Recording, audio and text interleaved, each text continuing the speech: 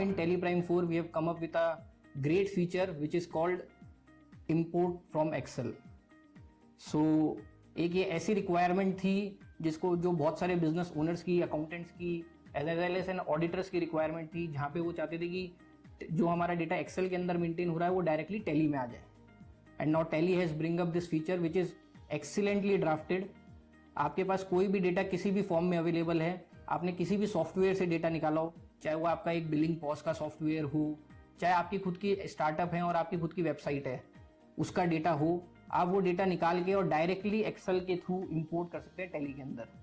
You are not required to maintain और do the entries manually. You can just get the data out and put it into Tally in the specified format of Tally. जो आपकी खुद की Excel sheet है, आप उसकी one time mapping कर सकते हैं और उसके बाद वो हर महीने, हर मंथ जो आपकी एक्सेल इंपोर्ट होगी, आप डायरेक्टली उसको टैली के अंदर इनपुट दे सकते हैं. This import Excel can even be useful for accountants or even as an auditor, how it can be used by us.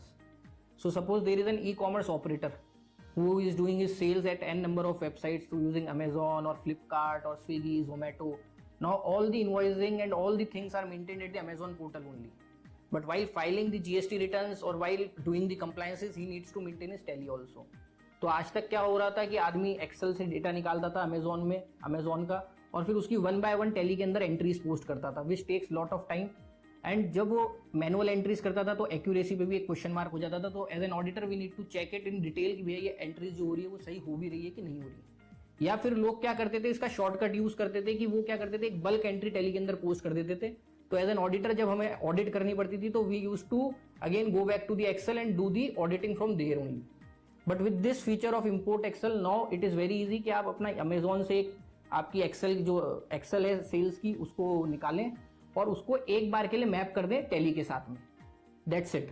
जैसे ही आप मैप करके हिट करेंगे तो all your entries will be posted into Tally, all your single entries will be posted into Tally. And this will help as an auditor also कि आपको जब audit करनी है तो you will get all the data relevant in the Tally itself and you are not required to go to Excel और do checking from here and there. So it is a very easy process. In the same way, all sales return or of any website, you just need to link it once and you will get the data. And the good point is, as soon as these entries are done, you will be able to see the details of it in the dashboard form, कि where the dashboards have been placed. तो आप अपना analytical view भी उस dashboard के through देख सकते हैं. तो as an auditor, you get very ease that all the entries which is required in the Excel gets there.